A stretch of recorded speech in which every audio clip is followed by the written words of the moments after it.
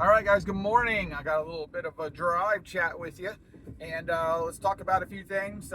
Real quick, right off the top, the stolen cards from Dallas, horrible. Guys, when things are worth this much money, stupid people are going to be stupid. A lot of people think they can get away with everything, and some people do. Is what it is. And it's just something you got to pay more attention to, guys. I know everybody doesn't know what everybody else is doing when you have a group like that, but I've seen people that are very hyper aware, and you just got to be hyper aware, especially if you have any type of card of value, and or an opportunity can pop up. So it sucks. It's not going to be the last time it happens, and just pay attention, guys. Help other people pay attention too. Somebody knows one of these guys. They have a $70,000 bounty out on this guy, so I don't think he's going to be not found here shortly if he hasn't been already, and we just don't know yet. Because there's probably other people that are going to be implicated in this past just the other two guys. I assume. I think this is a bigger group of people personally, and this isn't the first time they've done this. Usually to pull something off this big of a felony, that you've done this before, and or strategically plan this for a minute. So that sucks. Next up, Nationals coming up. I'm excited. I'm trying to figure out, hopefully today I'll figure out which type of ticket I'll have. I talked to Steve briefly yesterday. We've been chatting with Rob and Dustin, because that's kind of the group I roll with. And I'm staying with Dustin and Steve in Airbnb. So we're all getting ramped up. I don't have a plan going into the National, just like probably the rest of us in my group, especially since they've recently bought some stuff very in particular lately. I have some PSA cards that I'm getting back hopefully this week or next week. Before the National, I should be. They may be in, so I have to reach out to Tampa Card Shop and see if those have come back, because they were just at the Dallas show themselves as well. And hopefully I get a media badge, or I get some other form of vendor badge. That way I can get in before the show, because it really helps out with me trying to get some content. And obviously anybody who helps me out with that situation, I will basically sponsor you for each one of my shows, and just talk about you and thank you for hooking me up and things like that. If not, I'll have a regular pass, still get in, run around with the other jabronis, and I'll get things done one way or another. But super excited. It's coming. We're about a week and 2 days, 3 days away before I fly out. I'll be there Tuesday through Sunday. And I'm excited to see how this year's National turns out. It's in Chicago next year. I'm really hoping they don't turn us off this year and start allowing us to want more of Fanatic events than the National. And I know the National is under the assumption that, they're their own event. We're not worried about Fanatics, but they better be worried about Fanatics, because Fanatics is bringing people to the National that own card shops. And they're telling these guys, hey, you need to be here for this event, so you need to come to the National. I only know that because one of my vendors down here, who's making sure that they're in with Fanatics, was told that they need to go to the show. So they are going to the show for a few days now, and that's going to happen for a lot of other guys as well. The other thing I worry about is capacity of this facility. With the trade nights at night and stuff like that, I don't know if this place is going to be reaching capacity, and if it does, and people have to wait for people to leave for somebody to get in, that's gonna piss people off too. If you can't have an event that you can't handle, then you shouldn't have it in that location. I don't care if they're giving it back to them because of the COVID thing. They have to be able to handle that situation, and I'm assuming they have enough space that they can calculate out where people are, even though they may be on the main floor. I'm sure the fire marshal might turn a little bit of a blind eye, but I'm pretty sure the fire marshal is going to be on site. There's definitely going to be extra security there. They're probably going to be really strict with getting people out when the show is closed, and the vendors are supposed to pack up and get out, because they have a time frame to get out as well as to get in. So it's going to be interesting this year how much more tight it is, and it may not be too, because I know they talk a big game sometimes, and at the end of the day, it doesn't happen the way they think it's going to. And that's normal, guys, so it's okay. Other than that, market-wise, I mean, when I go to the shows, people are still one football, kaboom, kaboom, kaboom.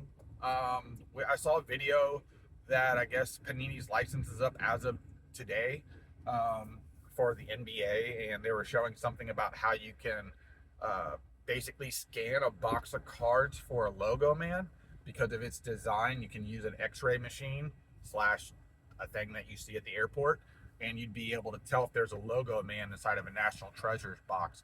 And that makes me think, does like a Backyard Breaks or a company like that have one of these machines that possibly they could see through the pack of cards to find for specific hits, because that's a very specific cut and design on the card. They wouldn't probably know the player, but they would know it's a Logoman, and that's just enough to get you by. And that would be very beneficial. And just listen, I've heard of this before, never really seen it. So I mean, I know they make little sonogram machines now that hook up to your phone, like $300 or $400, and you can see through shit. So again, yeah, I don't know what they're going to do in the hobby. They obviously have never fully made it hard to search for packs, wave for certain cards. They use see-through packaging still, and they do things that make, if you get a hit, it's heavier.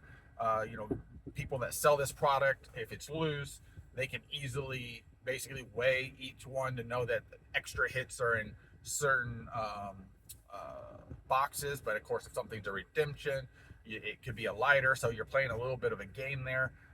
But usually heavier is better, not lighter. But again, there's always these little angles and ways, and everybody wants it to be a fair playing field. It's not, guys. This stuff's worth too much money now. It's not a fair playing field. And if you have some type of advantage over somebody else, to know that you have a better chance of getting a hit or knowing what cards in there, more power to you. That's like being a gold hunter and knowing to where to look for gold. Is it your fault you know how to do it? No. So again, that's something that people get upset about at times. This is why when you break with people that are opening cases. You break with people that seemingly break all their product. When you buy product, you buy it fresh off the shelf, not through a second or third party. Now, again, there's guys that can't be trusted, and the way you can tell that is when you see their people that buy stuff getting hits in that product. Because at the end of the day, they have a pure heart, and they want people to do well as well. They're in it at their level at that part of the game, and they're making their money, whatever it may be, 10, 15%, 20% on product, and they just want you to do well, because if you do well, you come back, and maybe you feel like they're your lucky person. So I get that too. It makes perfect sense. And one of the things too is, like, if you were going to the National, I don't know how many people to watch are going. What would you be looking for? Because we know that a lot of things are on eBay. There's things that you've probably seen on eBay that you'd like to buy, but you're not paying the outrageous price that's on it. And then the buy it now offers, don't either get responded to. You undercut it way more than what you probably should for a realistic goal. I have some stuff on eBay right now, and people are messaging me like, hey, what's your IG? And they're saying it in different ways where you can tell, do you take FleePay, which is PayPal or whatever? And it's like, I don't know if I trust these people. Plus, I don't know if, eBay's catfishing me to try and get me in trouble. I don't really know. I know it goes on. I don't do my slabs and ComC and stuff like that. I probably should, but I don't. I don't have a lot of slabs anyway, let alone anything of value. Just a couple cards, other than what's coming back from my PSA order, which should give me a lot higher value of cards. But what I would be looking for at the National is something I don't ever see, something super rare, and or something that is obviously mispriced when you're digging through bins and somebody messed up. Because what's fun about the National, if you're digging, A, it takes a lot of time, but B, a lot of these guys bring these boxes that they've never pulled really out very much to look back through, and they can mess up on things that, especially players that have popped off all of a sudden. And you might get a guy or two that basically is like, oh man, I didn't know that was in there, I can't sell that for that. And then there's other guys that are like, oh, it's in there, that's what I got a price for, good for you. They don't care.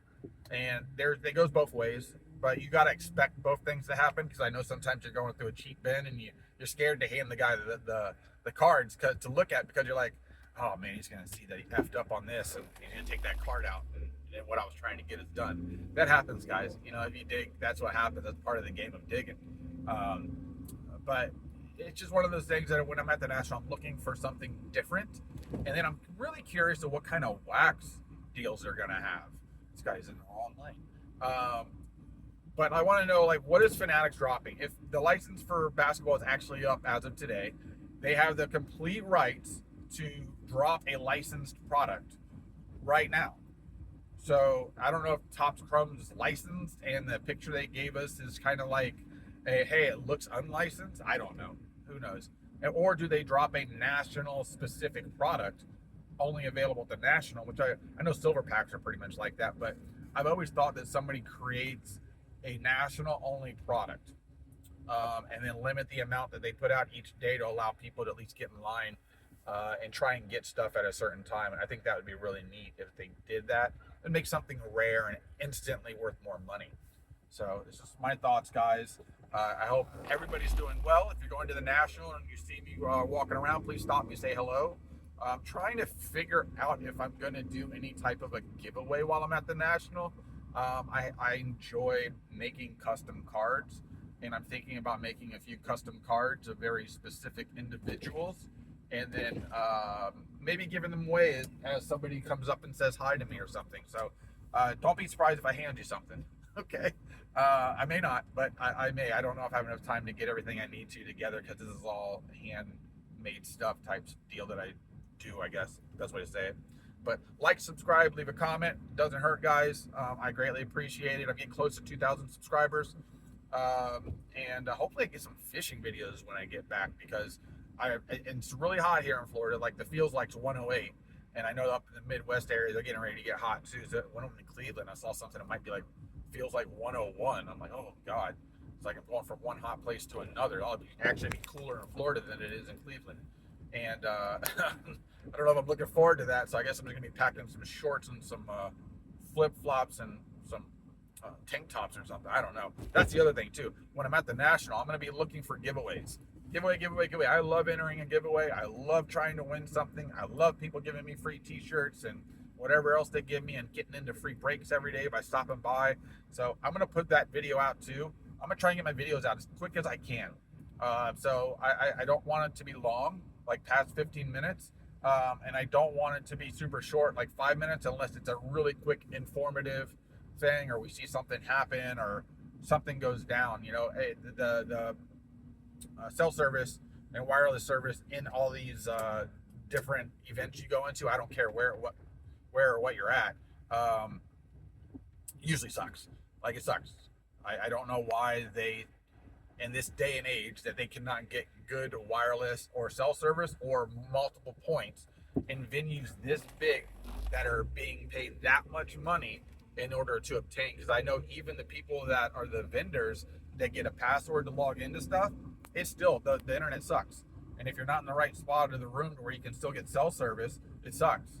I'm half tempted to bring a hotspot with me and drop my own hotspot while I walk around and piggyback off that, because it's usually horrible, guys. Like, you really go into the National kind of knowing some prices on specific cards if you're looking for specific things.